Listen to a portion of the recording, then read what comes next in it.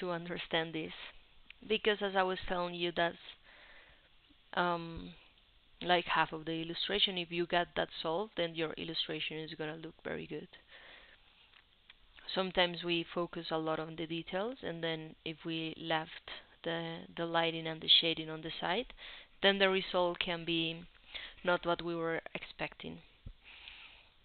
It's just that it's a process that is gonna go slowly, and I do want to make sure that you understand this. We're doing this course in 3 months. This is only the second week of the first month where we are just getting used to working with our pencils, getting used to working with our gradients, with the transitions that we can get with the graphite. And then we're gonna have a month working ink, and then we're gonna have a month working watercolor. You might wonder why these these um, parts of the class are so long, and it's because we really have to take the time to do this. I received some questions regarding how to use the pencil and how to make it look like a smooth transition. And I'm gonna be telling you how I do it. We're gonna be seeing three different ways of working with our pencils that maybe we've talked about them a little bit, but today we're gonna talk about them more in detail. This is how I work with my pencils, and I'm gonna show you.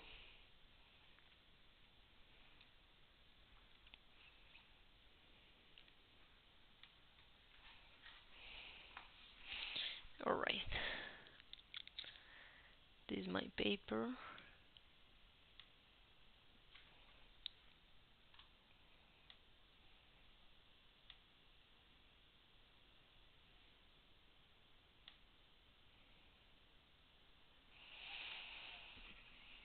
So we talk already about the number and the hardness and the softness of our pencils.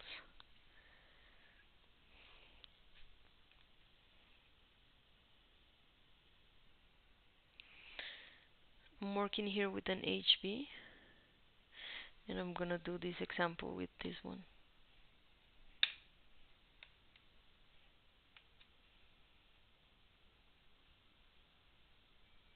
Yeah, let me just focus that. Alright, perfect. Mm,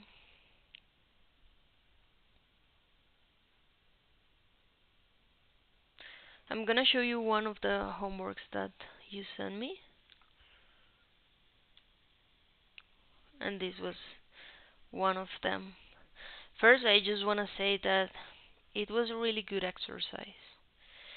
It was a really good exercise, and I understand that if you're gonna compare it with something that is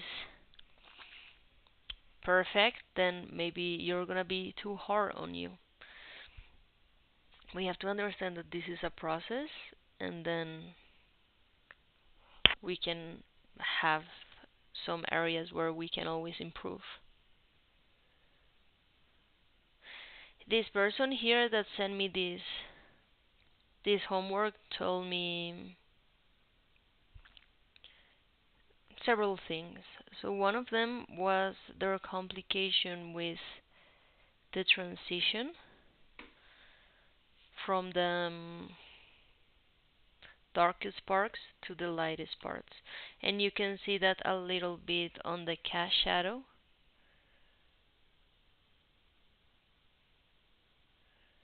That we see that that transition maybe is not as smooth, but I think it's pretty good still. Like the understanding of it is really good.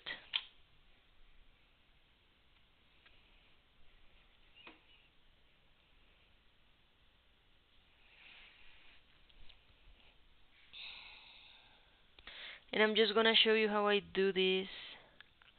Let me just change this real quick.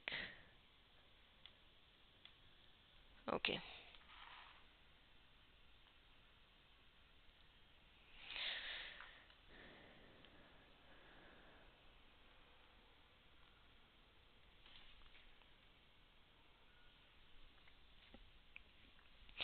I do, when I'm doing transitions, I do it in 3 different ways. I think the one that I have shown you the most is when I do it kind of rough. So yeah, if I'm gonna have my paper here and I do my strokes like this.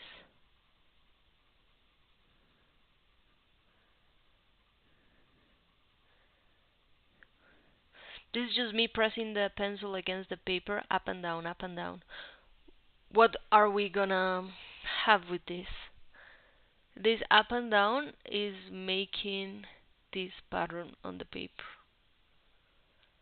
Of course, it's closer together to the point that we cannot really see it,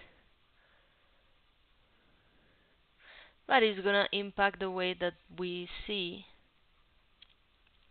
the final result. It's like when we were working on the sphere and I was telling you that if you do strokes like this, then we're gonna see it. So if we do these ones like this, we are definitely gonna see them. I recommend using this when you're doing a sketch, when you want to be fast, and when you're not really thinking about the final result. You're not really aiming for super refined result. It works. No, I think it's really good, and it is also very efficient. We have a different one that is just going around in circles.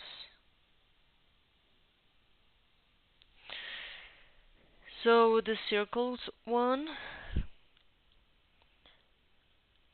takes a little bit more time, but also is gonna give us a result that is a bit more refined. So then this one would be just as soft as we can pressure the pencil. We go over the paper in circles.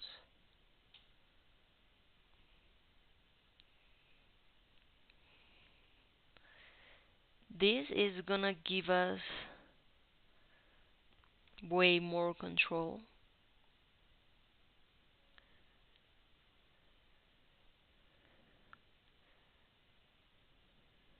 And we can practice this first with a steady pressure. So we're just looking to have the same tone.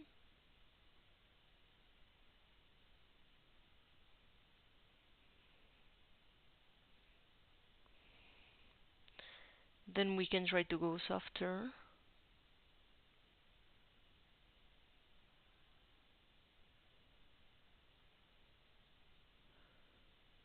And look how easy this comes when we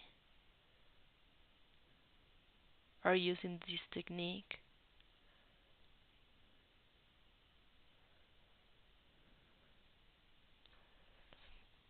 And then we can go harder.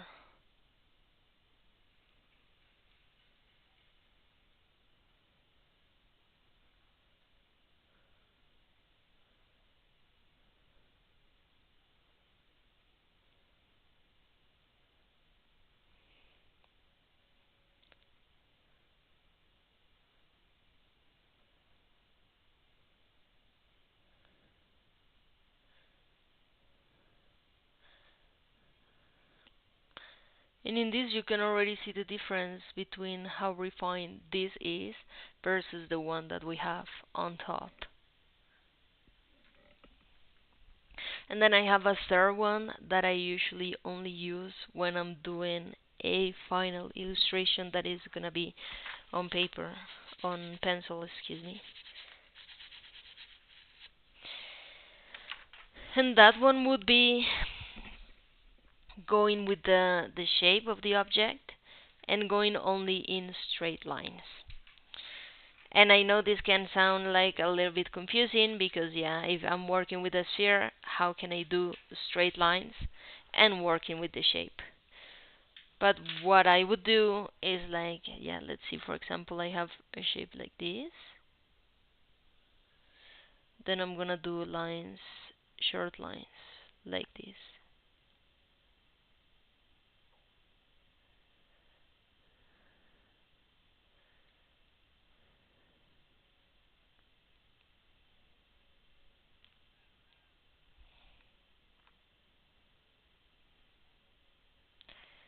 So these are my straight lines, and then I'm gonna go with a curve.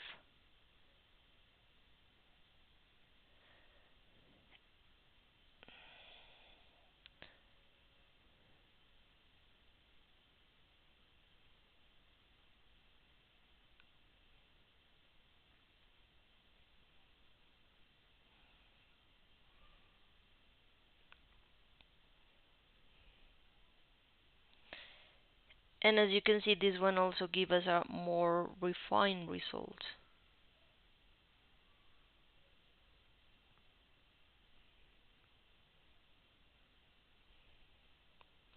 You can always decide which one of these goes better with you, but it also depends a lot on the result that you're looking for. In these exercises that we've been doing last couple of classes, well, this one's perfect. This one is just fine because it's gonna allow us to do things fast and also to work with our gradients, work with our tones, and understand the volume and the shapes that we have. So yeah, that one's great. These two we can use when we are doing our final illustration, when we really want this defined aspect of the final illustration. Maybe this one and this one look a little bit similar, but what I was telling you here, in here is just like this. So we are avoiding this up and down, up and down, up and down, because that's gonna make us have less control over what we are drawing.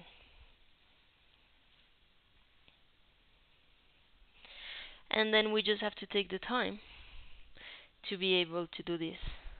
Another advice that I would have here when we are working with our pencils is that sometimes our pencils are not as smooth as we want them to be. So we can just go ahead and just with the same paper we kind of sand them against the paper and we just turn the pencil and make it smooth on all our edges. How is that going to help us? Well, it helps us in the way that sometimes our pencil has this texture, the graphite has a rough texture. And if we don't take care of this, then we can have some lines or some traces that we did not plan to place there. And what we want to have here is control. We want that everything that we are drawing is completely controlled. When you have a new pencil, you're gonna have even some lines on the graphite. And that's why you go ahead and sharpen it. But okay, I'm gonna sharpen my pencil and we're gonna see how it looks like recently sharpened.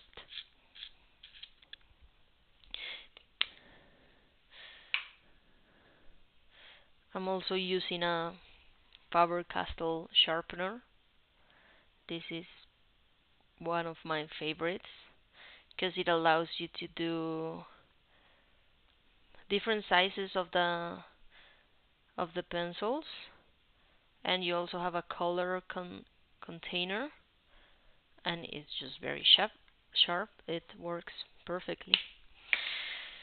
So look at my pencil. Recent, I just sharpened this one.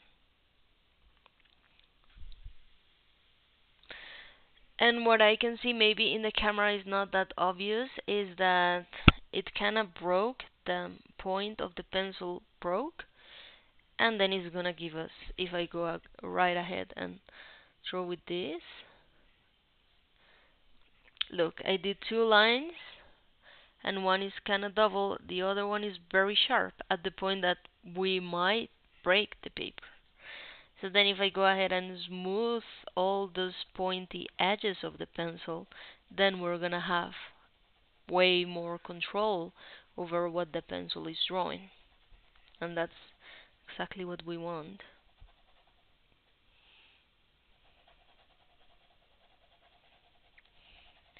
Maybe here on camera is not super clear, but I know it's gonna come clearer to you when you're gonna be working on this, when you're gonna be seeing, looking at your pencil, you know what I'm talking about.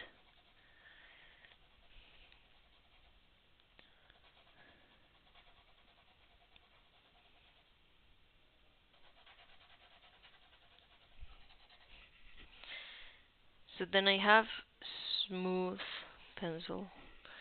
Okay, the point still kinda a little knife.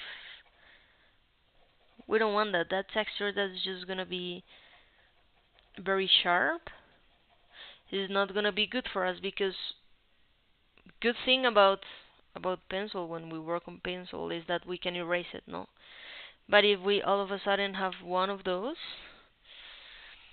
maybe it's gonna be harder to erase it. So let me show you. I'm gonna show you how easily I can erase. Let's say I made a mistake here and I wanna correct that. Then it'll be as easy as erasing. And it's almost like I don't see anything, not a trace that there was any graphite there before.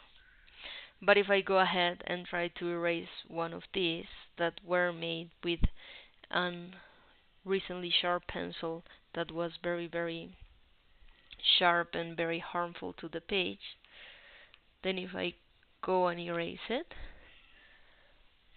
I have underneath, I have all the trace that there was graphite there. I can see, look, I cannot even erase it properly. Okay, this is me trying harder, and I think I'm at this point I'm damaging the paper. And do you see that? Look our result here, and look our result here. So that's why we want to do our refined work when we are working on our final illustration. What can I tell you when you have, like, where to go from here, from this example that they send us? So let me show you.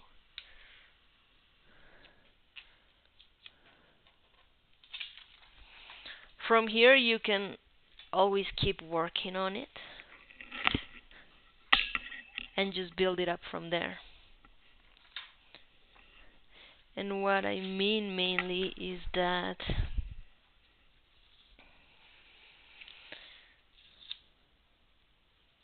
sometimes we don't like how the different steps of our process look like.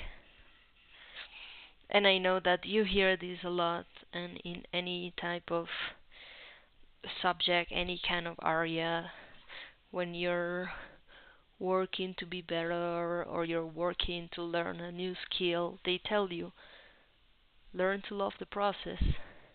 And what they mean is that it's not always gonna look perfect, it's not always gonna look how you think or how your expectations were telling you that it was gonna look.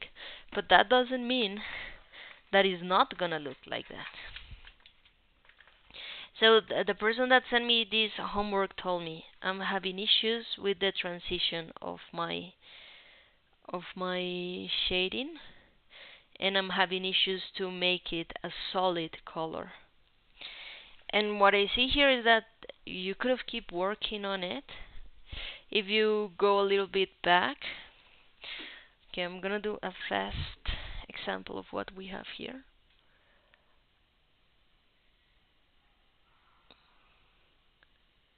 And this is just me just guessing the technique that they use.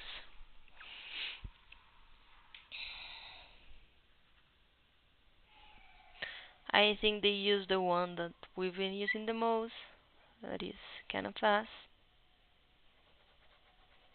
up and down, giving us the texture.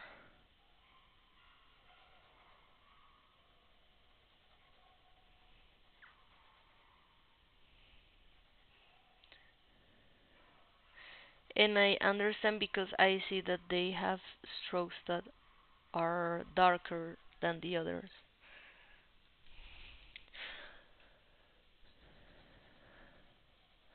Okay, I also don't think it's a lot, and as I was telling you in the beginning, I do think that this was a really good exercise. It's just that we can keep working on it.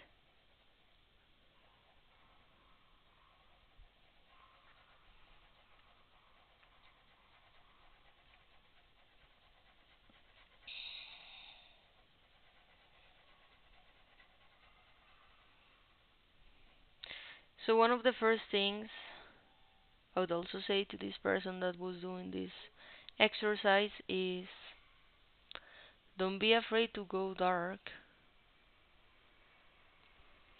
Because if you see, well, we mentioned on previous class that the part on top was the light one. This one was the light one.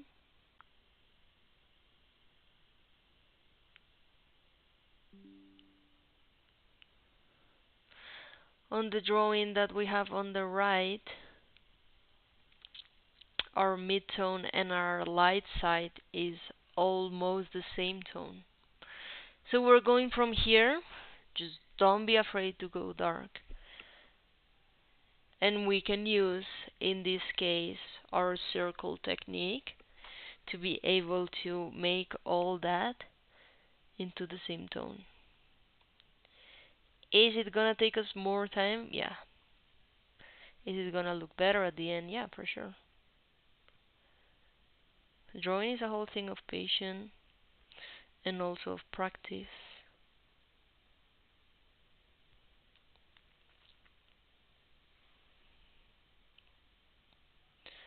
I remember one of my illustration teachers telling me that drawing was just like practicing a sport.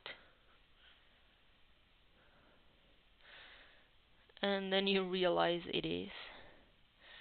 If you're gonna be playing a game on Sunday and then you don't go to your practice on the whole week, then when you go out the field on Sunday, you're not gonna be very good. You didn't go to practice, you didn't try different plays with your teammates.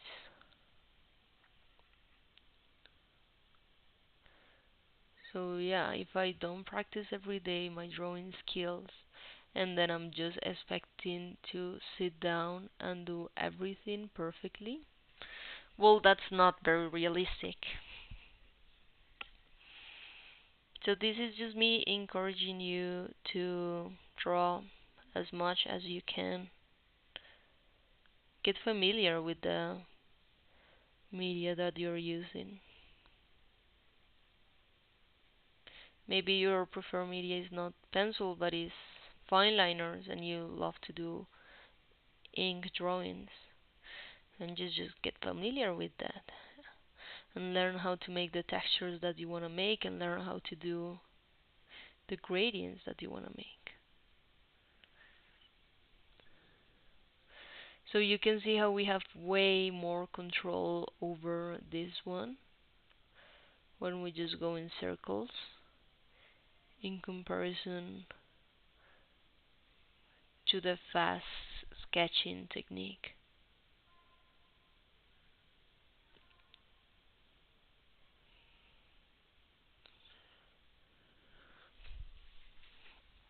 And you see how it's easier to get to a result.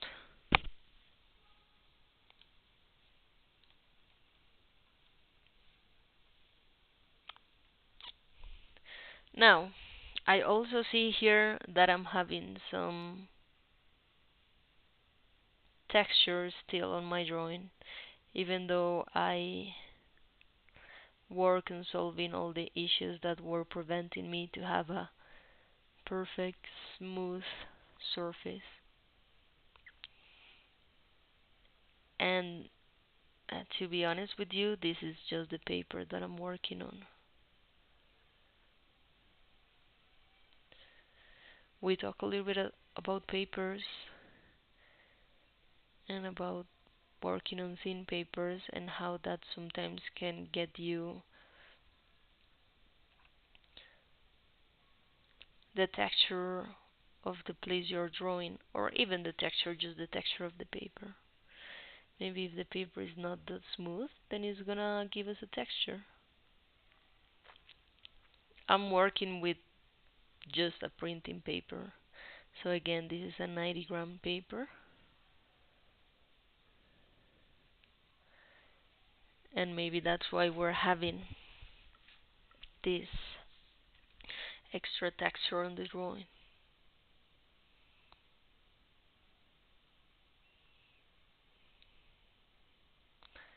It's not super bad, but I can also later show you the difference.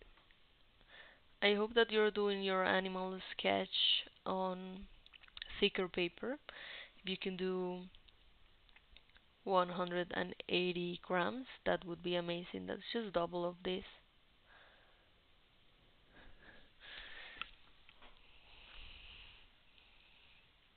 Mm. And the paper that I go to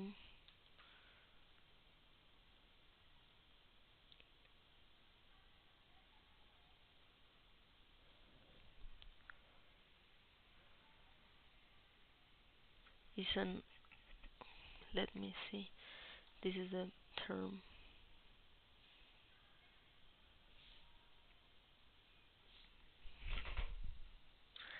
Yeah, the paper that I use is opal paper, and this is just a little bit thicker and a little bit smoother.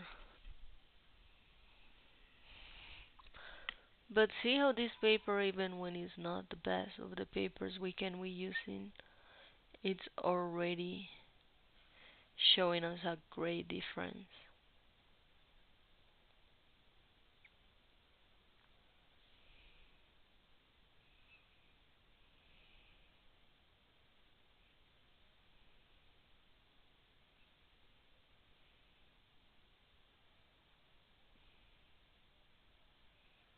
And just also be aware of the texture of your pencil, how I was mentioning before.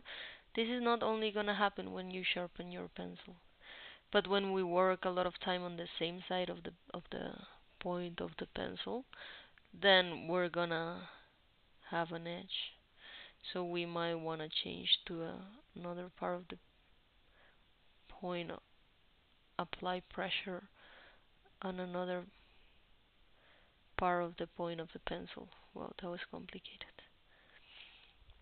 I just mean rotate your pencil. That's it.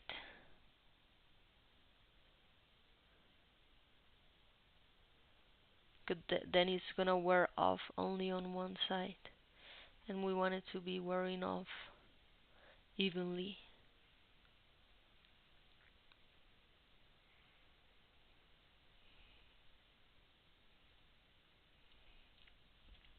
And another super important factor here is the brand of your pencils. There are, yeah, pencils have numbers, no? And then they tell you this is a 2H, so this is supposed to be hard, a hard pencil, and this is supposed to be a light trace. But every brand of pencils is different. So maybe you can have a 2H on a certain brand that is as dark as HB on another brand. So if sometimes you're using your pencils and you don't really see a difference between your 2H and your HB, maybe you wanna look for a different brand that is gonna give you a lighter result.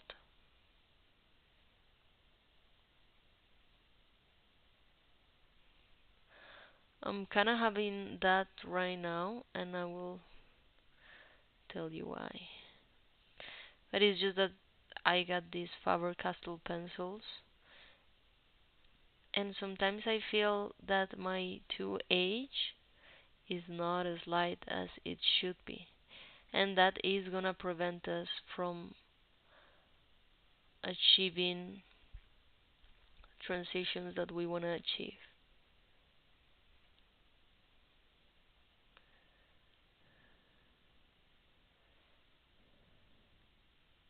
And the last factor that is going to be impacting the results, it's going to be the pressure that you put on the pencil and how delicate you are.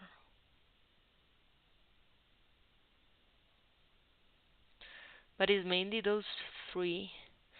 So have the texture of the pencil.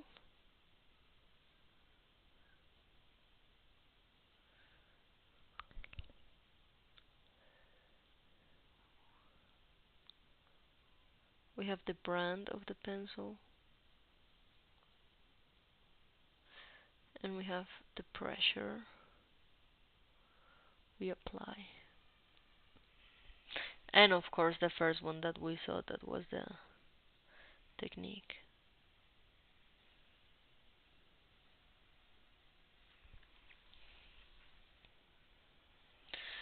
So yeah,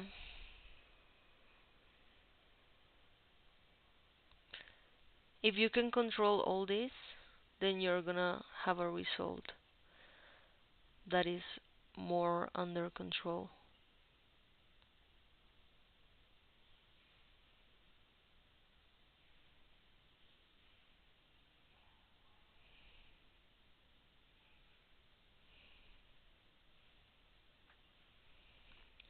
And I'm not saying that this is easy.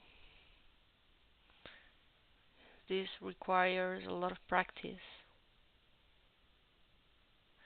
But once you start getting a hold of it, then it's gonna make so much sense.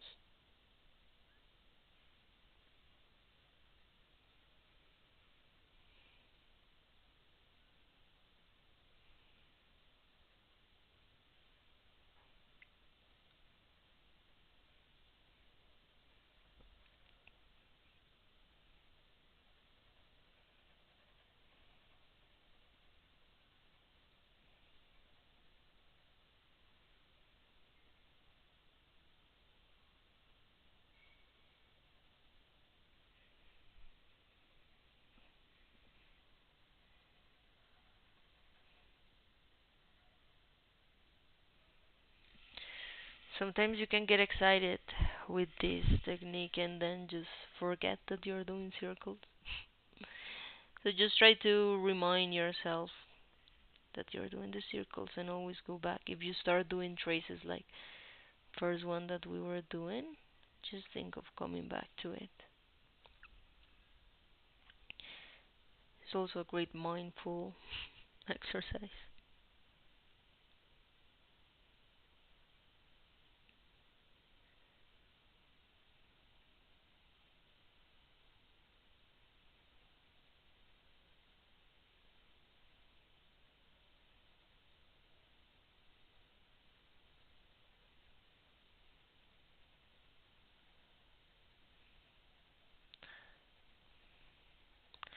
Then when we think we're almost there, we can step back and see like, okay, what am I missing? Maybe I started darker and then it went a little bit lighter, so maybe I want to apply more graphite on this part. I can go ahead and do that.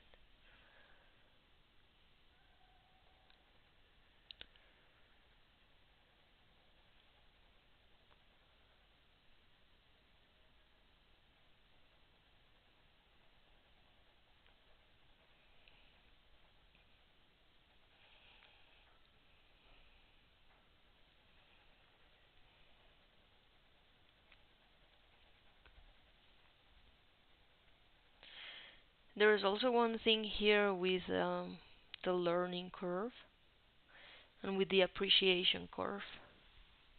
And what happens is that you're gonna learn what you find appealing, what you find beautiful, what do you find that a good technique is? So first you're gonna learn to observe something and say that's a good work. And when you're learning to actually do it, it's gonna take longer. So a lot of people have this, that they can be very critic on themselves because they can recognize that maybe it could look more beautiful, but in your learning skill you're not that there yet. So you say, maybe you talk bad about your exercises, about your drawings, and I encourage you to not do that and just keep working. Understanding Understand that maybe you haven't learned that yet, but you're gonna. You have to keep practicing. You have to love the process. And there is gonna be a point where you can say like, "Oh, that looks good and I did that." And that's where we want to get.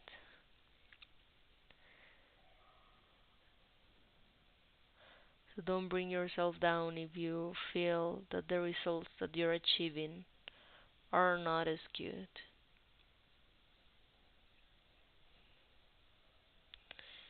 If you sat down today and start drawing and start doing your exercise, that's good enough.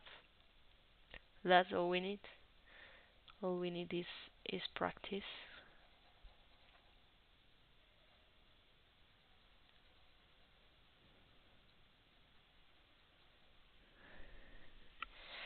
And then you see that we have a more solid base here.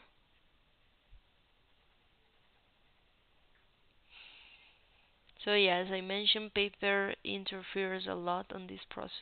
So for next example, I'm gonna be using the opal paper I was telling you about, the one that is 180 grams, and the one I'm working today is 9 grams, 90 grams. So you can see the difference on that. I'm gonna show you the next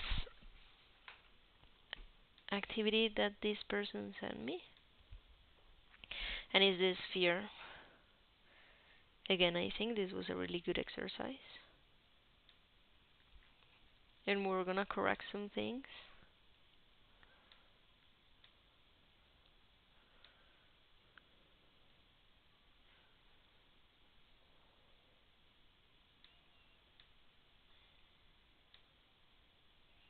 So in this one, this person told me like, oh, my exercise looks like it has a hole on top, like it is a recipient instead of a sphere. And I think I kind of see what they mean, but that's something that we can fix. Just also remember that we're working with pencil, and that what I mean with that is that we can always erase. We can always fix those mistakes or those things that we don't like that much. So let's go with this one.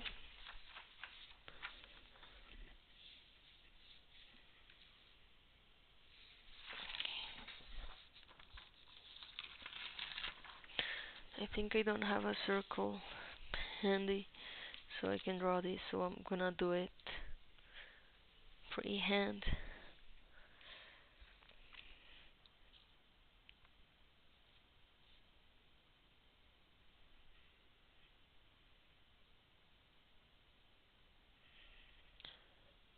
We Oh, beautiful circle. Alright, did my best. Um, okay, so I see that they started with indicating where the highlight was gonna be.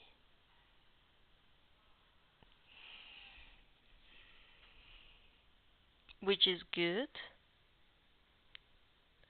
because it gives you an idea, is guiding you through the process.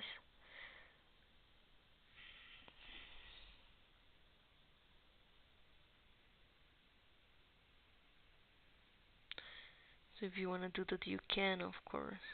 That's also what I explained on the exercise. I told you to do this. So yeah, it's okay to do it.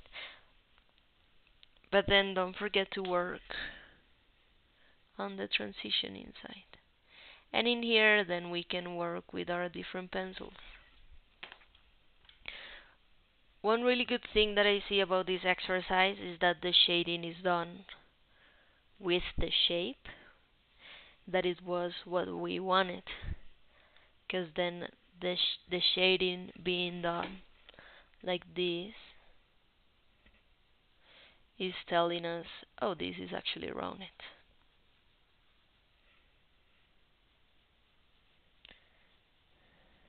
right?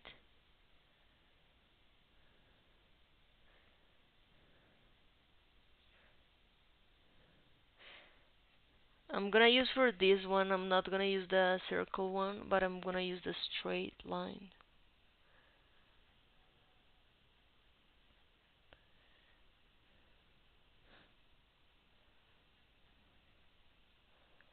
I'm using an HB pencil, so this is my in-between. So I know that from here I can go darker and I can go lighter.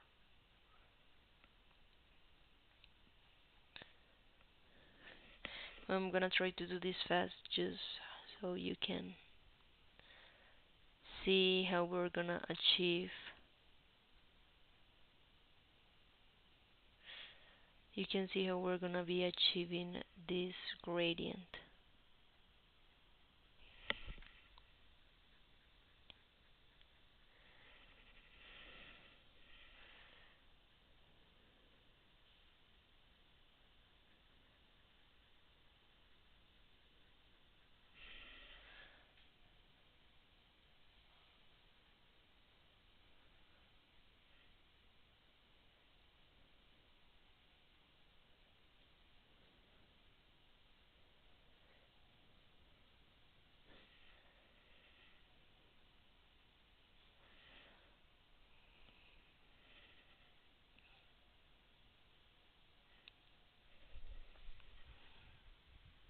I think you can already see the difference of the paper.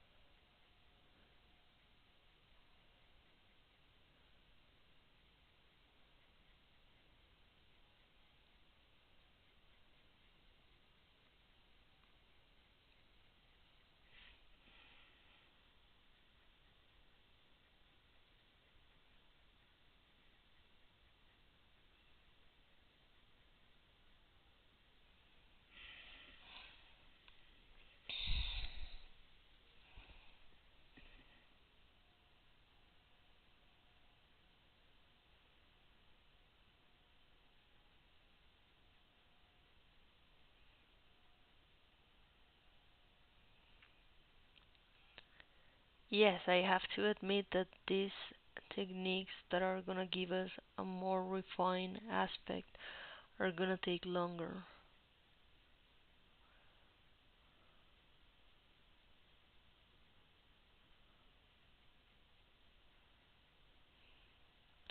But they also make you very aware of the details.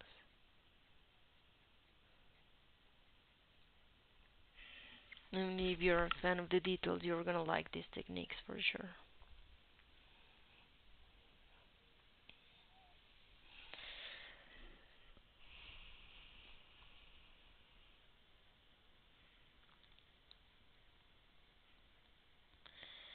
So other things that I really like about the exercise,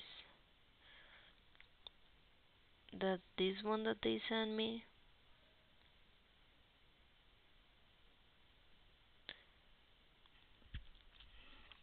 is the reflection light. You really see the reflection light, and that really plays the object on the plane. So I really like that, and I also really like the darkness of the beginning of the cast shadow. I think those details are just gonna make an object so much more there, so much more alive.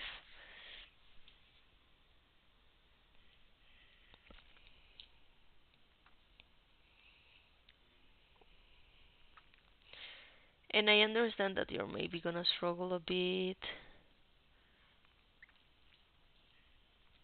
The cast shadow is a hard thing. Not gonna lie to you, is a hard thing to accomplish. So if you don't have it at the first try, hey, it's alright. You just have to keep trying. Why is it so complicated? Because we see on different shadows depending on what the lights are, the gradients of the shadow. So if I'm closer here, then it's very dark. If I start going up, then it gets very soft. And you never, when you're looking at a shadow, maybe you see points where you see the difference, but you never see lines of cutting. That's why it's so hard. When you're drawing an object, it doesn't really matter. Like, it's not that bad if you can see a line dividing light and shadow. But the cast shadow is just so subtle, so so delicate that is very easy to do it wrong. Or not to do it wrong, just to do it, to overdo it, to do it darker than what we would want to do.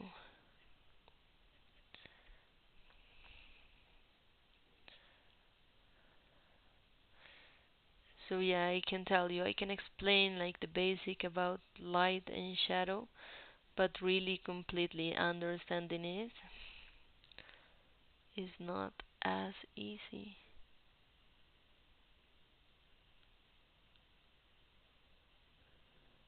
You just have to continue doing exercises to get there.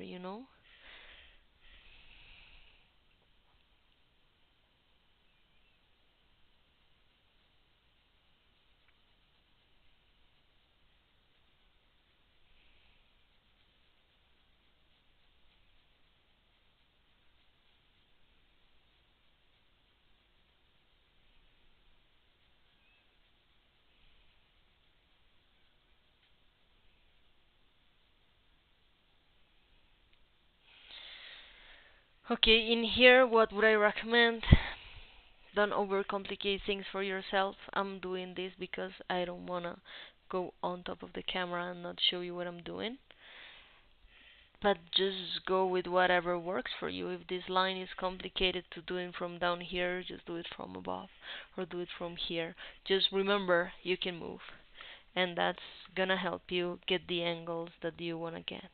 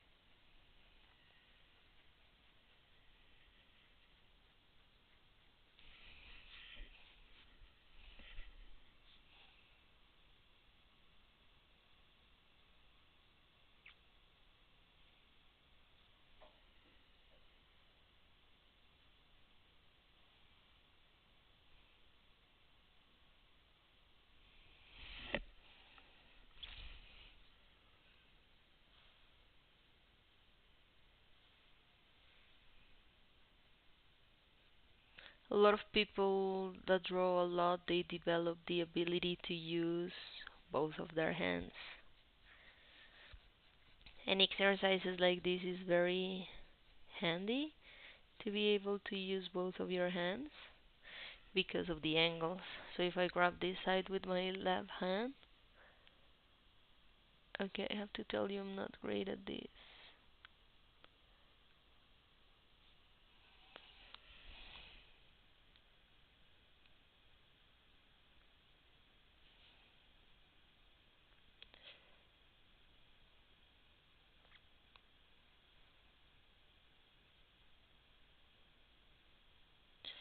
But if you practice this enough, then these complicated angles are not gonna be so complicated anymore.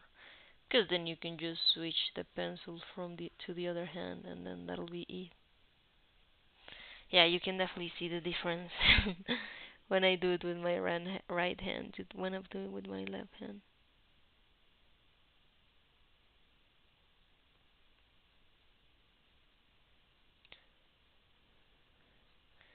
Okay, right now I feel we're getting into a lighter zone, so I'm gonna use a lighter pencil.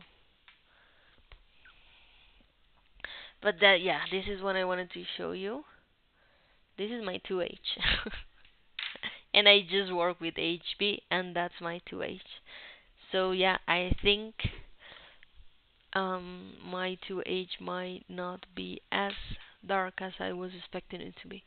I'm gonna make sure to get new ones. This is my 4H. Okay, you don't really see the difference on camera, but I do. It's a little bit lighter. So I'm gonna be working with my 4H. If your 2H is already soft enough, like light enough, go ahead and use that one.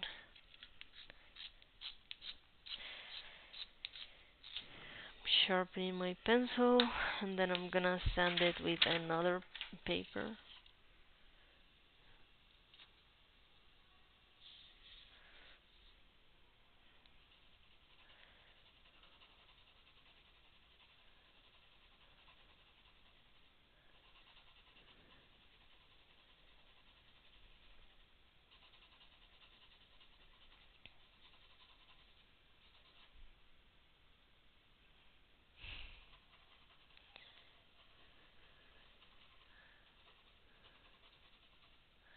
I'm just trying to smooth all the edges that are kind of sharp.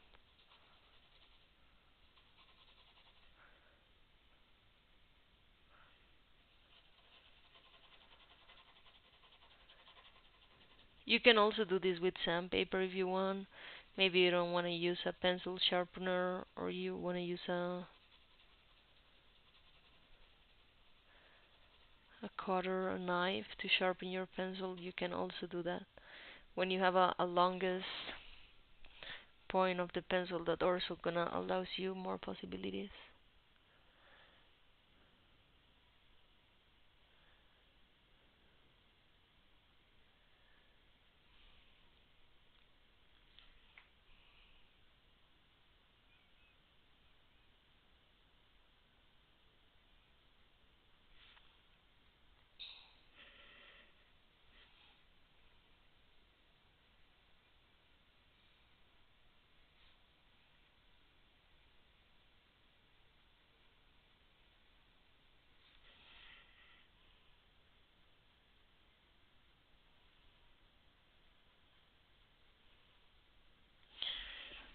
Okay, what I wanna do is get to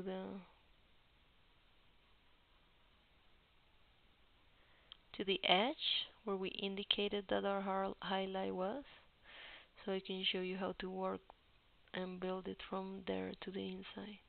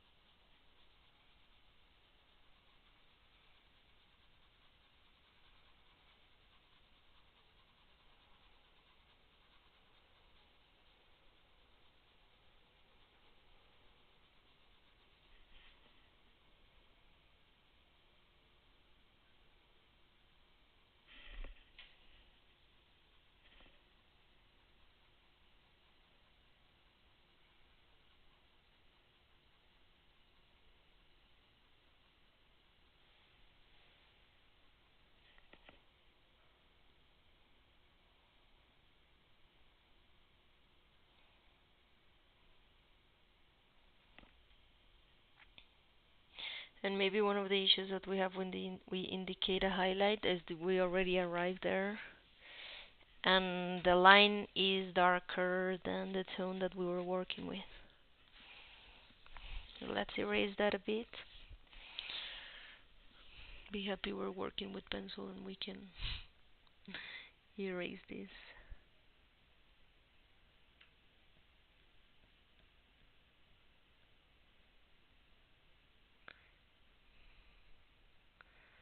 So I still know it's there.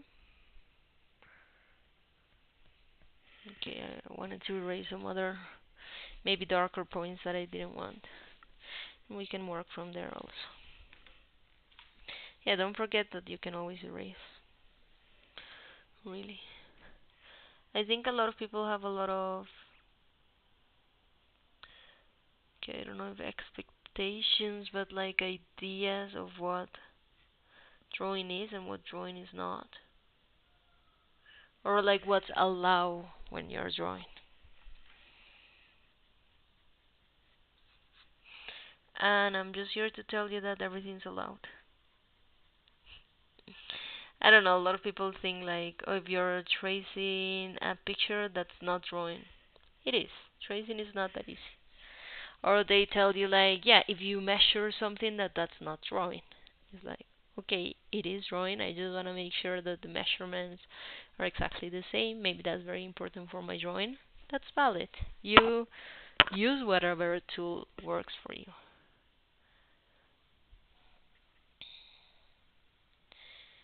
So some people don't like to erase because they feel that cheating. That's cheating. That's okay. We are gonna erase. We are gonna use all the tools that we have.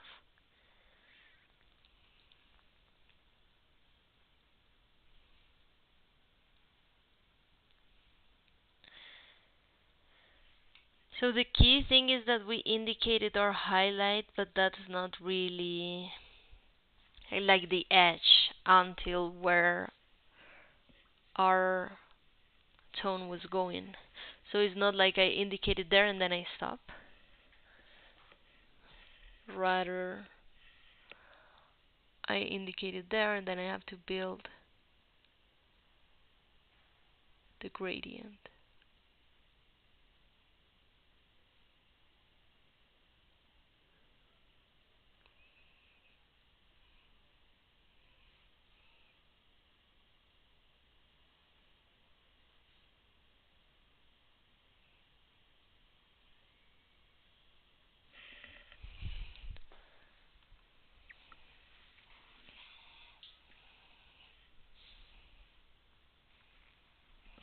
And this is also what I tell you about loving the process and enjoying in the process. Maybe if you look at this right now, you are gonna tell me like, oh, that has like a lot of gradings that we don't want, right? Like, why is this lighter than this? And tell you like, okay, this is just my process today.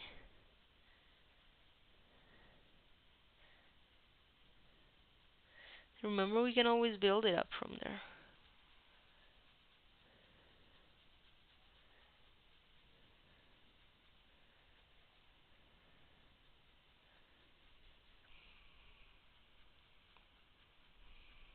Okay, this is not what I wanted to show you. So when we're here, we just go softly inside.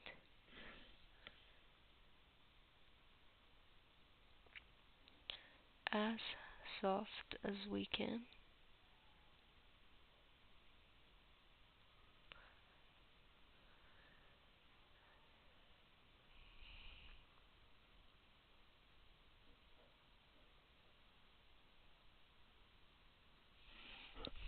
Trying to keep those straight lines.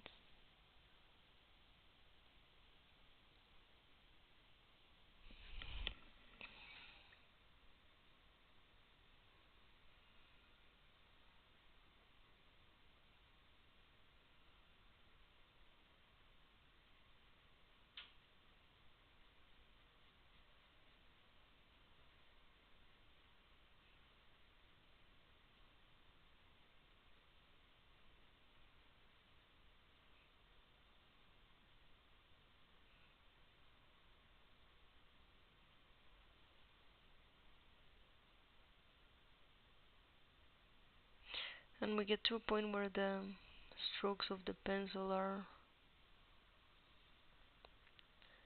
almost not perceivable.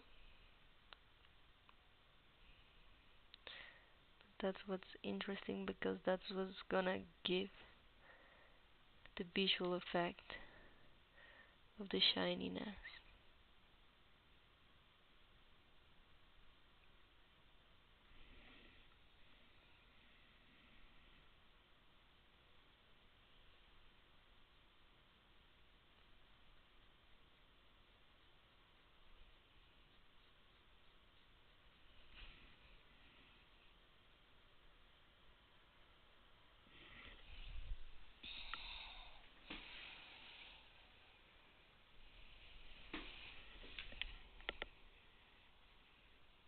Even on all the edge of the circle there's a bit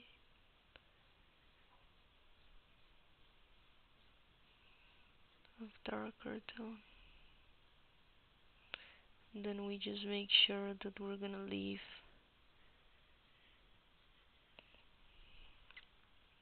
just a tiny space here with our highlight.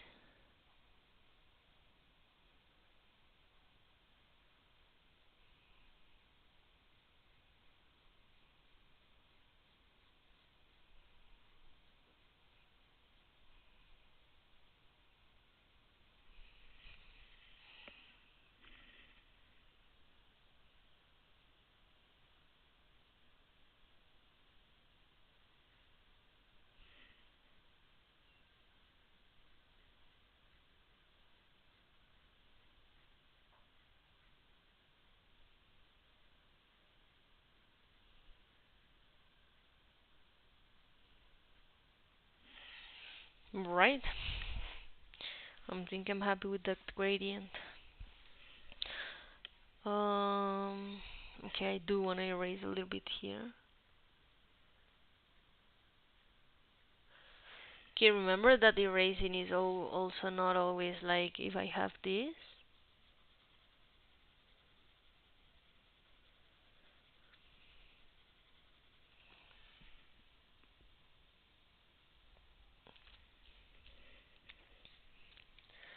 Erasing is not always doing this.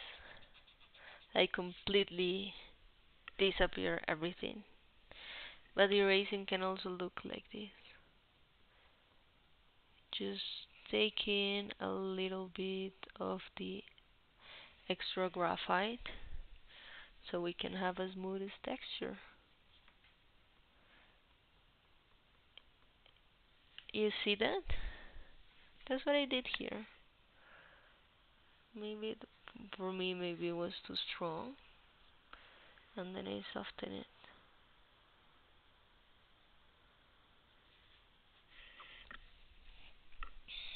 Alright, I like that. I'm gonna work from there. And then we can just start making it darker.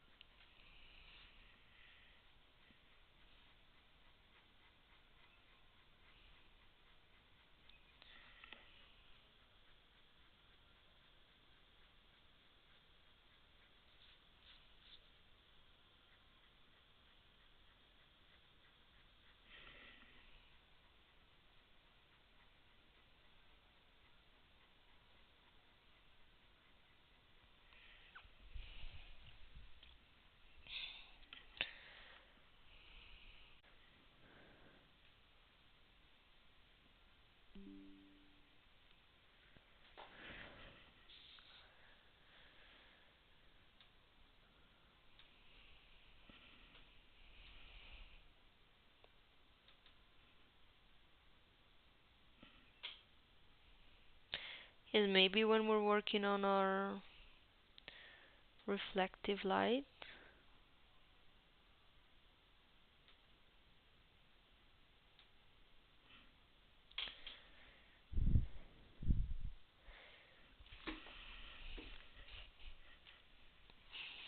Okay, we're having some issues. Give me a second. Hey, maybe one time we're gonna have a class where we have no technical issues. I'm afraid to tell you that today is not the day. But we're back, so that's good. I was talking to you about layers and how we can also use a hard pencil to work on the shadow parts of the drawing. So I'm using a 4H to do my darkest parts of this drawing.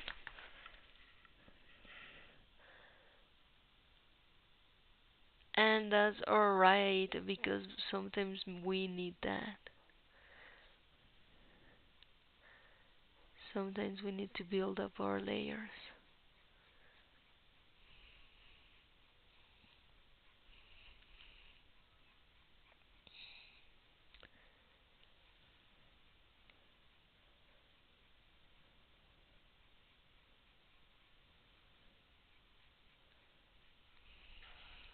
I'm also pretty sure that you're gonna find a way that's gonna be comfortable for you, that's gonna be easy for you, that is gonna be what you like.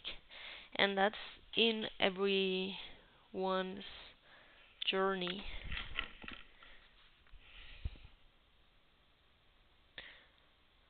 I'm just telling you how I would do it. And then you can decide whether you wanna follow what I'm telling you or not.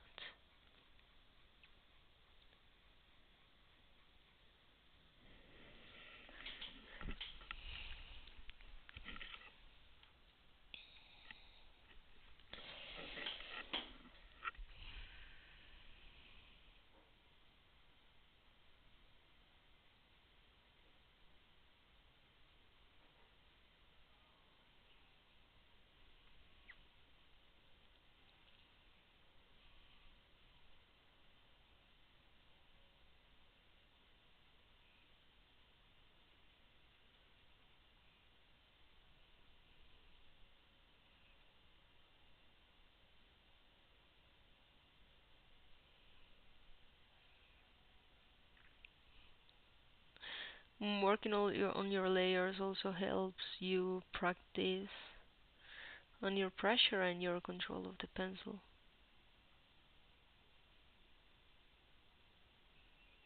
Remember that it's gonna be way more difficult to fix something that it's very dark than something that is very light. So if in these initial states we are having some mistakes, hey, in the later stages you're not gonna be able to see that.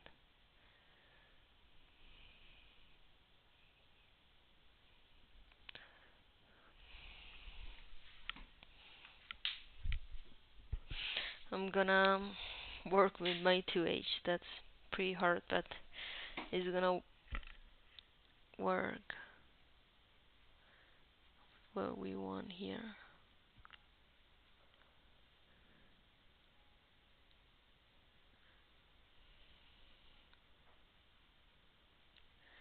So whenever you change your pencil and you draw a line and you feel like, oh, that was a hard line, then just build up the gradient and start using it softer and connecting the dark line to the rest of the drawing until you cannot really perceive it.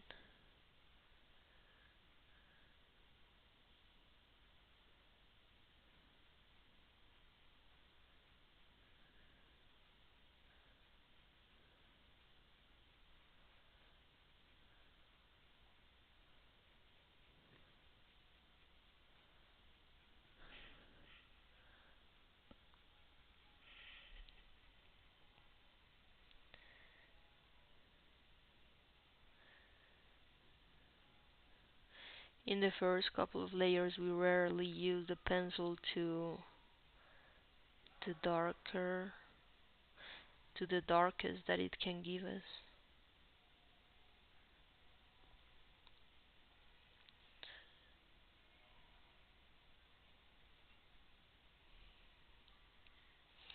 Because we want to play with that gradient.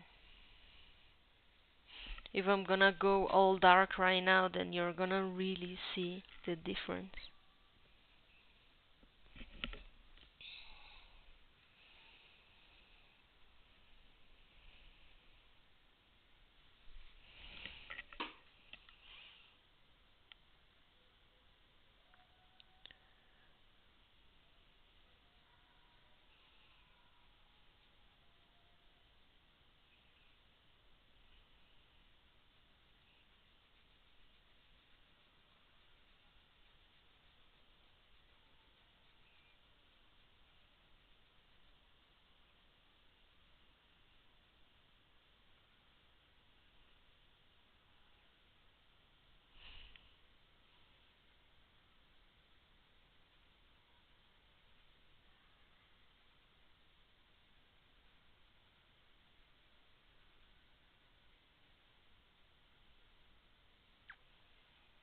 But do you see how satisfying it looks when we like get to an edge or connect one part to the other?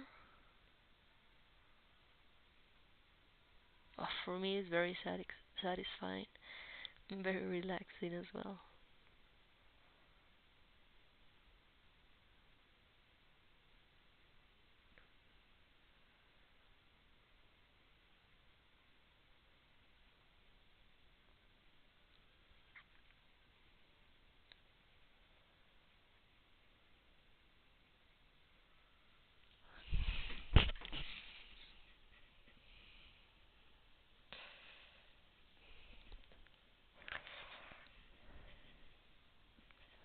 And you see here the importance of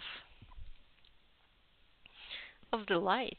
Like if we look at this, then it has a very weird shape, but that's just because the light is giving that aspect. Also, my circle is not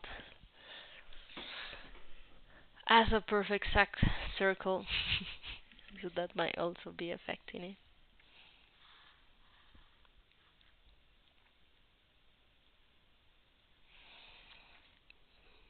But once I start working here, and once I start making even more clear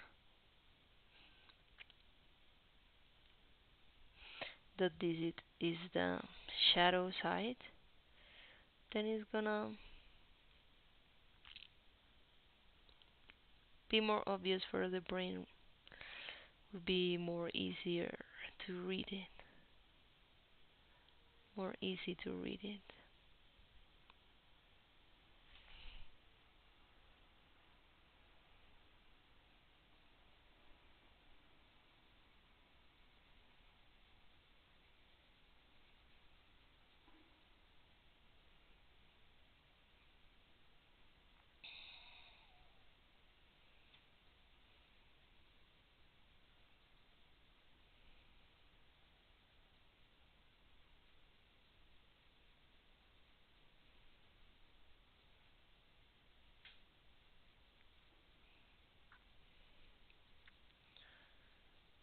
Okay, I'm trying to continue doing just the lines that are not touching each other, like doing these instead of these. But I do feel that it takes me way longer to show you something.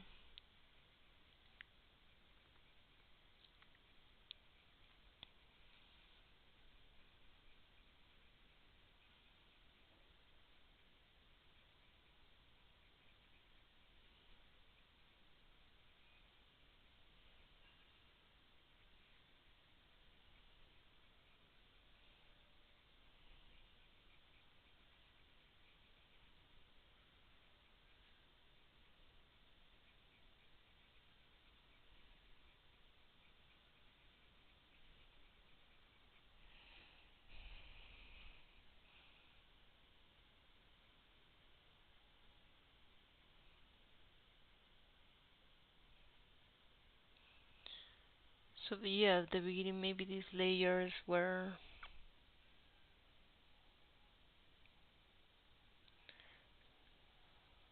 a bit separate, working maybe a bit independent. But when we work on the second layer, then we can make that connection better. We can make the connection smoother.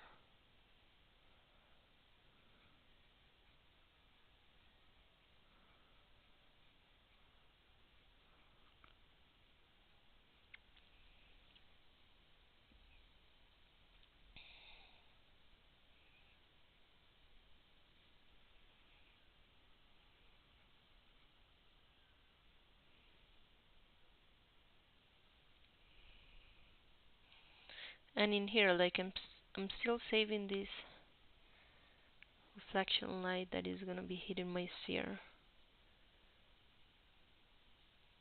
I still wanna darken it a bit because have to remember that our light parts on the shadow parts are always gonna be darker than our shadow parts on our light sides. And I hope that made sense to you.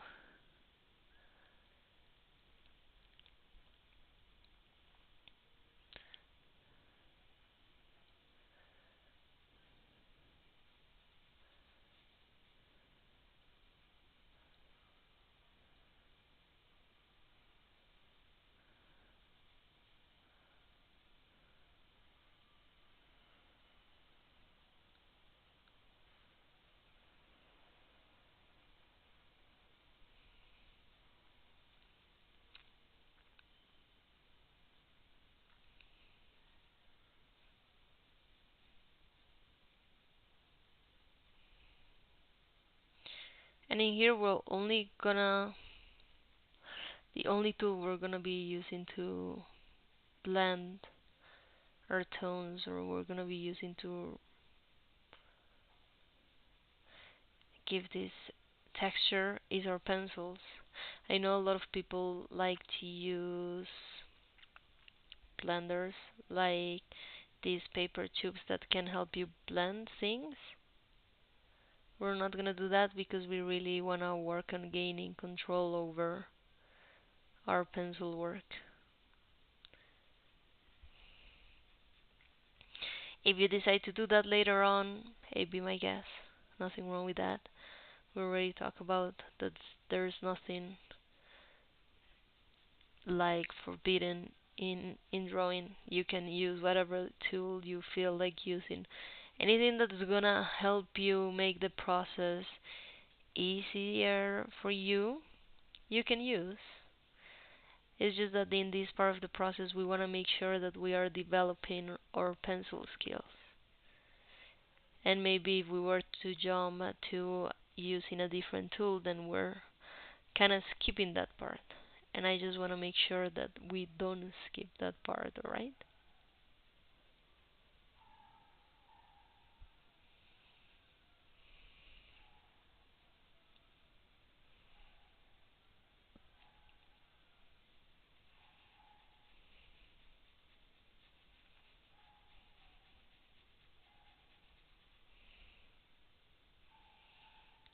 So here I went to dark. Yeah, you can see that it's kind of darker than I was expecting. But then that just means that I have to darken everything else around it. And that's right.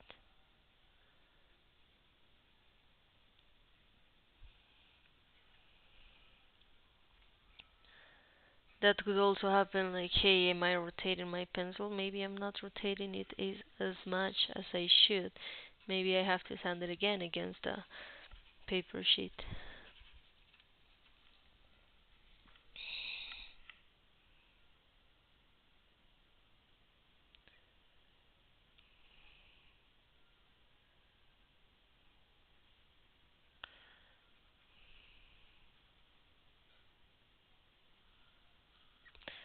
See, and we're back to this.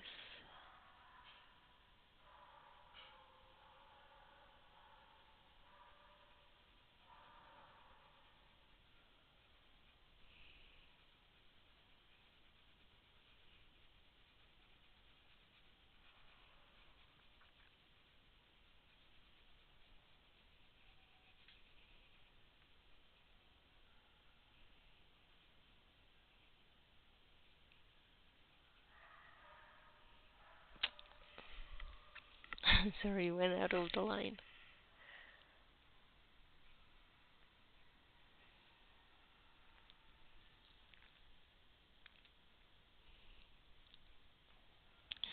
Still feel that when I'm showing you these exercises, I have to rush a bit. Yeah, of course, because we only have 2 hours, and because I also want you to see the difference. Like, I don't want to have you here sitting down for 5 hours and not being able to see what's happening on my paper. So I am going faster. If you feel like going slower, please do. See, and then I go faster and then I make mistakes. That's the thing. If you're gonna be drawing when you're rushing, you're prone to make mistakes.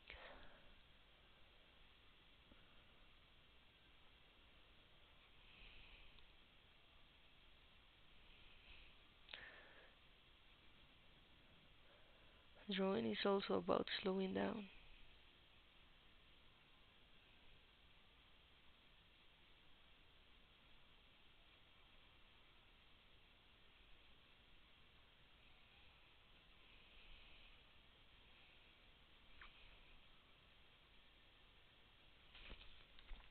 And sometimes it's good to go back to a harder pencil that can help us connect. If we create a very strong disconnection, then we go back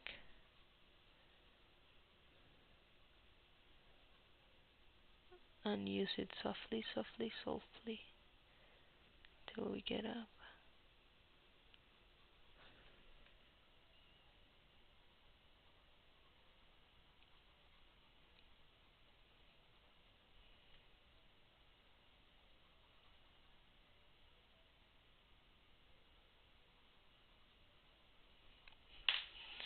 Okay, at this point I'm just doing all the techniques that I show you.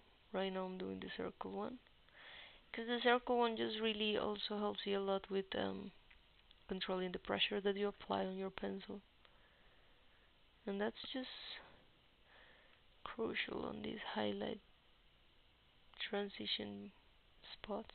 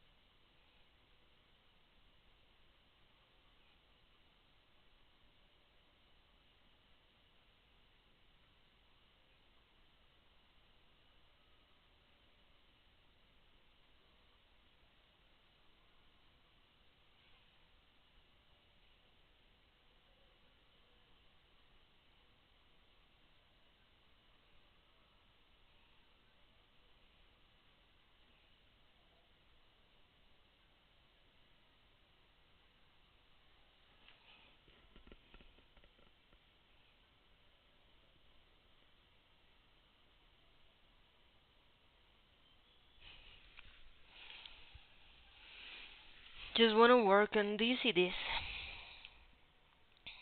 This is super dark and this is super light, and I need a mid-tone between those two.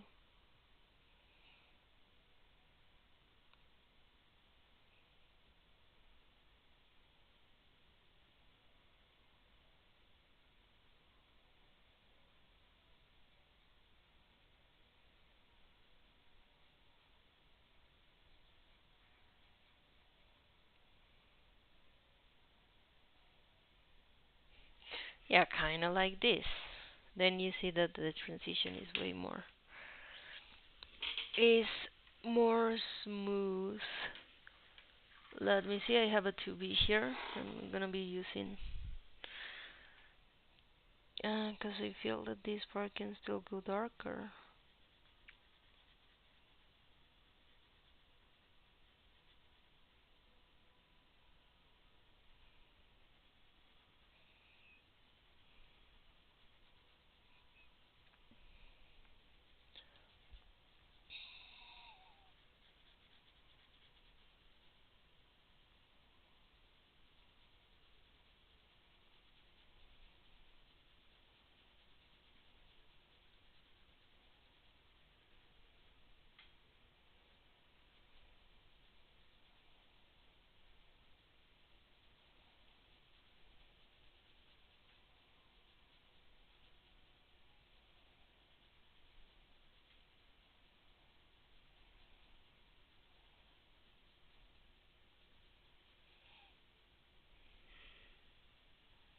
And I'm having with the reflection light that it doesn't matter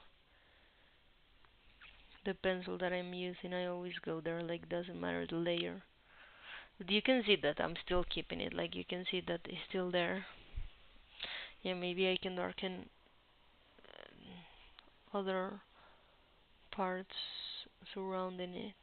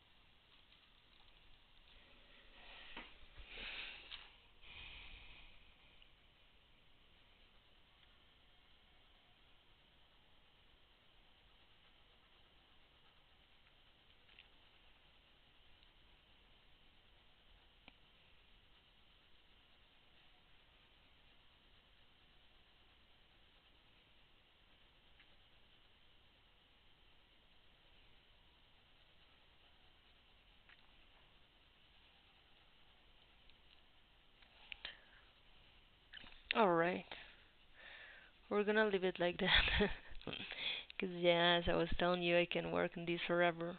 For me, it's just very relaxing, very satisfying, very rewarding when I manage to have a final result that I'm happy with. So yeah, I tell you, yeah, I'm finishing now, and then I keep going. But no, for real, I want to talk to you about something else. There was another question that someone raised, and then I want to talk to them about it.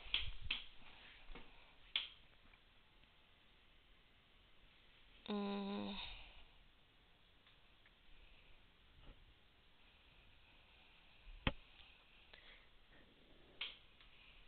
okay,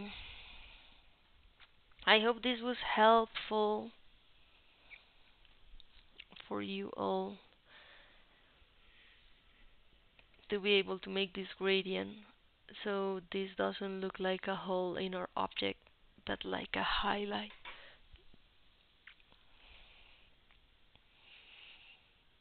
And then right now,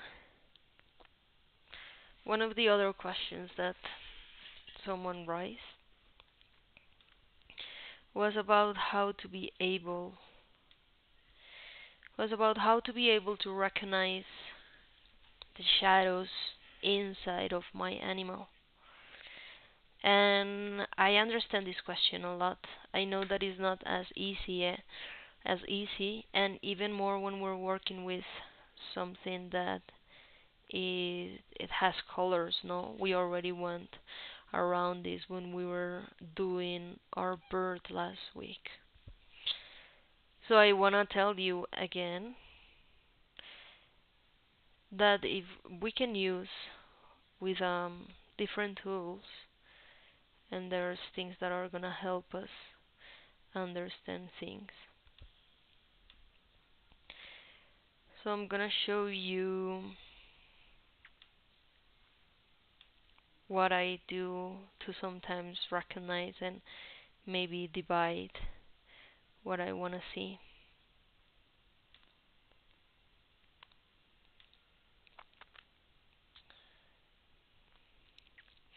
We're gonna be working with an Indian burr,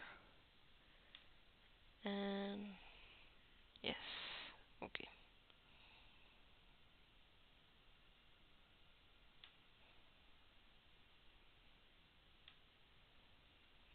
Alright, here it is.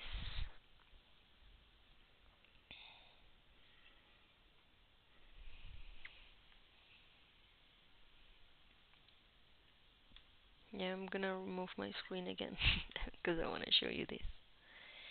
We have this burr here, and for practical reasons we can make it black and white. But let me change the paper again. and do this quick sketch of our bear.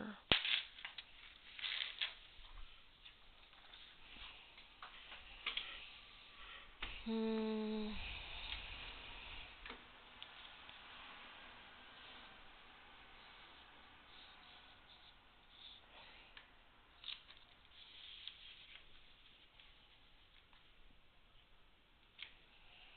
Okay.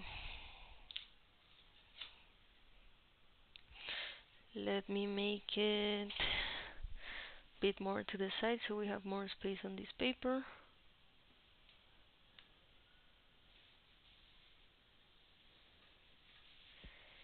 Hey, and Marcella is sending a message. Yeah, this was the exercise that she sent us. And she's saying, thanks for the explanation, very clear. I'm trying again. Of course, you're so very welcome. I'm very happy. I'm very happy that you send us your exercises.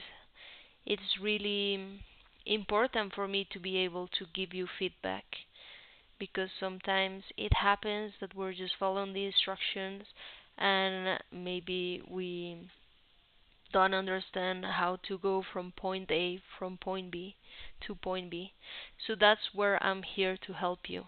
I really appreciate you sending your work and I'm really happy to be able to give you a feedback that's going to help you improve and keep working on your drawing skills. So please, this goes for all of you that are present on this class today.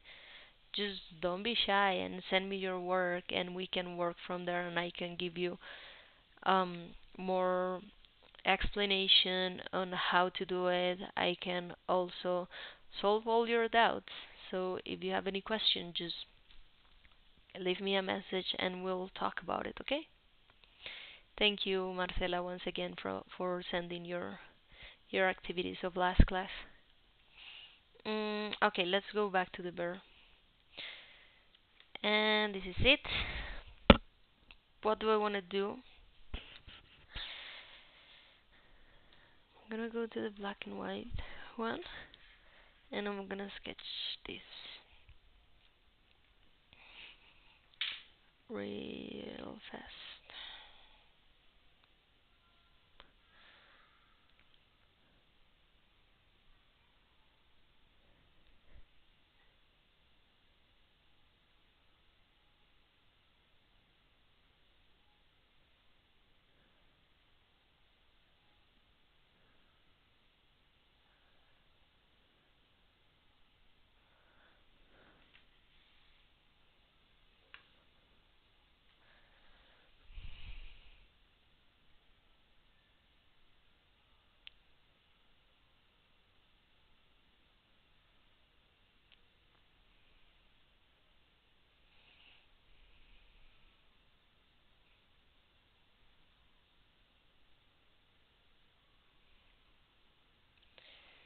Yes, this is supposed to be a bear. This, by the way, is the Andean bear. Is the one you can find in the Andes. It's very beautiful. If you see it one time while you're hiking, you can consider yourself very lucky.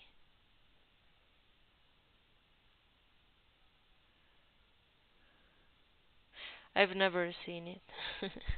Would love to. I think I would cry. No, but really, I think it would be very exciting for me to see this animal.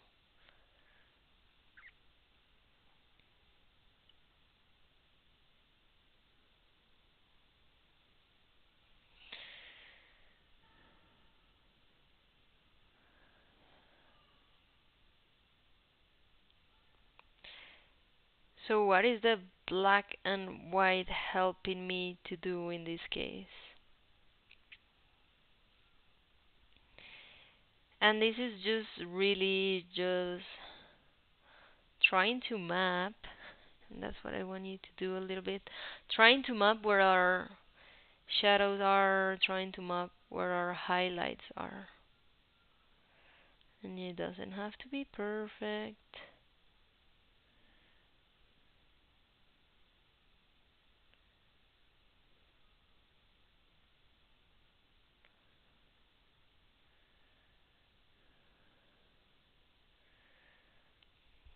But if you're coming from a sketch like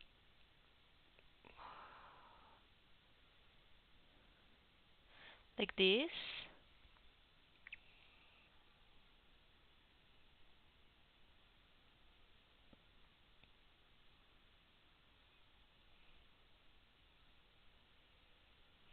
sorry, I'm gonna erase this line. That's a little bit confusing. It was just my first line. It was not super accurate. Not that the rest of the animal is super accurate, but okay.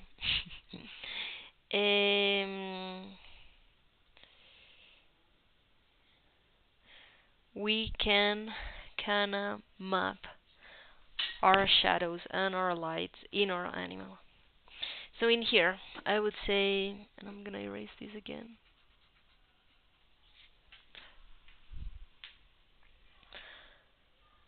I have shadow here, here, here, here, here, here.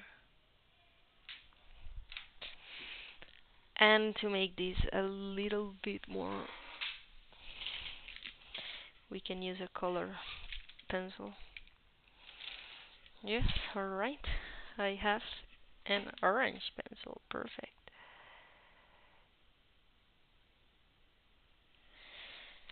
And this is just before you start doing your illustration. This is just part of our studies on light.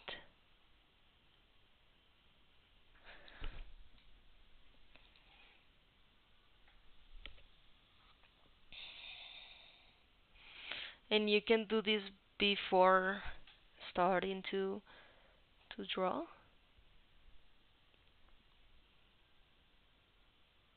Just so you know. Hey, I have shadow here, I have shadow here, I have shadow here. Let me see where else I have another shadow here. The ears are completely dark. I have shadow on the front part. So I have shadow here.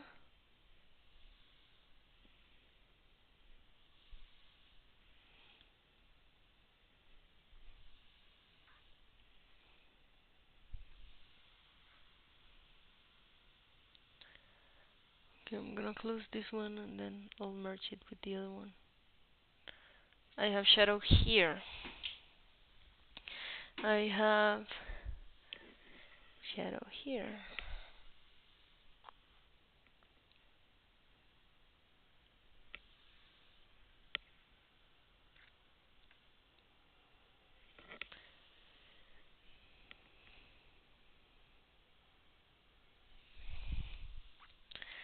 I have in the face, I have shadow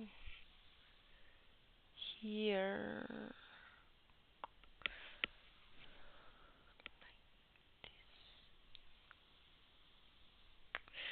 And also here.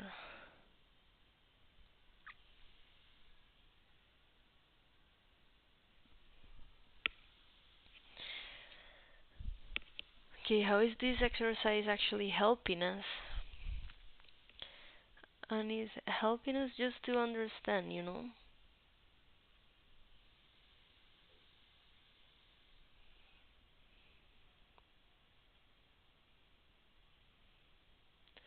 It's helping us observe before we start drawing.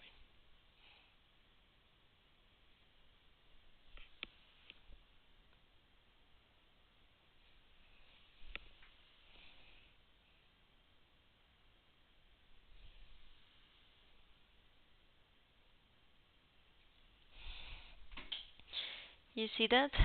So right now, my orange is shadow side. And let's remember that right now shadow side is covering like the darkest part of the illustration, is also covering the midtones. I think maybe I focus a little bit more on the darkest parts. And then I'm gonna go right ahead and do my highlights, like the most important highlights. I have a big one here.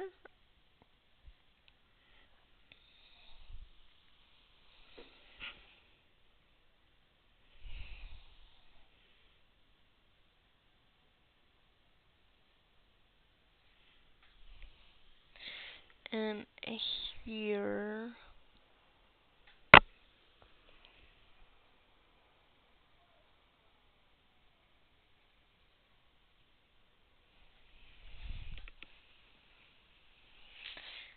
and then on top of the ears also have a highline. And on this one I also have a highline.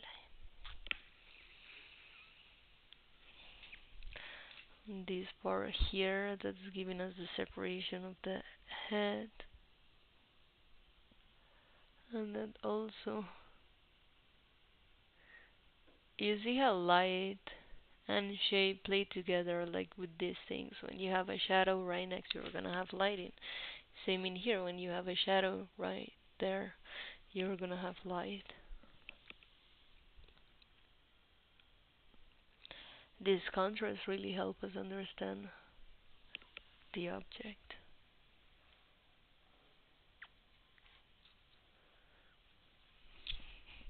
Sorry.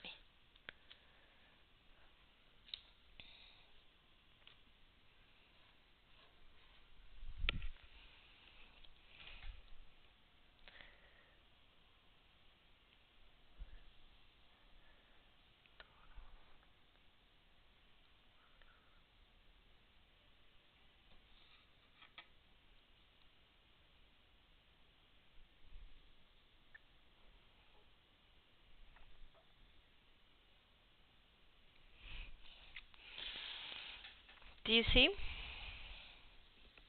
And your illustration doesn't have to look like that.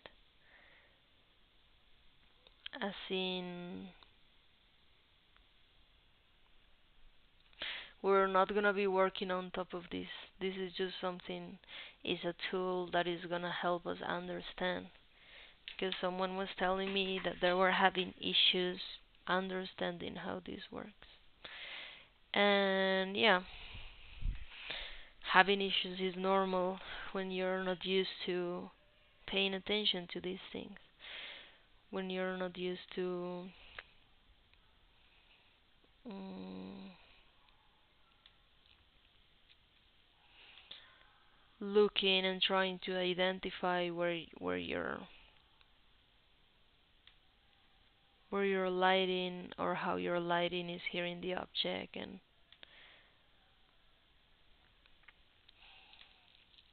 so this is just an exercise that you can do before starting with the illustration. This we're also gonna be working a bit next week because we already work with trying to understand how an object is being hit by light, but just a very simple object like a sphere. So now we're gonna go deeper into it in how is the light gonna be hitting my animal, the one I'm gonna be drawing. So that's just a little bit more complicated, but doing a map like this is gonna help us a lot. I told you in previous classes that there's a way that helps me to understand, and is the squeezing your eyes. That's gonna help you differentiate the tones that maybe when you look at it just like this, maybe it's not as easy to understand. So what I do is squeeze my eyes like this, that you can barely see like in between your eyelashes. And then this contrast is gonna pop up even harder. So then you say like, okay, then I see, yeah, I see it more clear, and I see it despite of the colors, because that can sometimes really confuse us. And is understandable, because if you have a bird maybe that has a lot of colors, then this is not always gonna come super easy. Yeah, or this animal doesn't have a lot of colors, so that is also gonna help us to see it faster. But when you have a very colorful animal, then this tool that I'm telling you, of just squeezing your eyes and trying to see through your eyelashes, is gonna do wonders to understanding where are you having the lights and the shades of your illustration. Alright, this would be all for today. I wanna really appreciate you all for being with me today. Um, and I told you previous class that next week we're gonna go deep into our illustration of pencil because we have 2 weeks left to have that done. I really want you to work on your sketch, the one we were working on Tuesday. So if you already came to decisions based on the layout of your illustration, decisions based on the shape, the form, that would be great. If next class we can have the sketch, that would be perfect, and then we will be working from there. I also want to do a tiny exercise with a Play-Doh. Doesn't have to be Play-Doh, just anything you can mold, because we're gonna be doing tiny molds of our animals, tiny sculptures of our animals, so we can understand how light is hitting them. Because it's just way easier if I have a picture, then I'm gonna be limited by the lighting that that picture was taken with. And maybe on this one it helps us that light is coming from the left up in this in this picture. So yeah, we could use that one, but sometimes we are not that lucky that we're gonna have light hitting from there.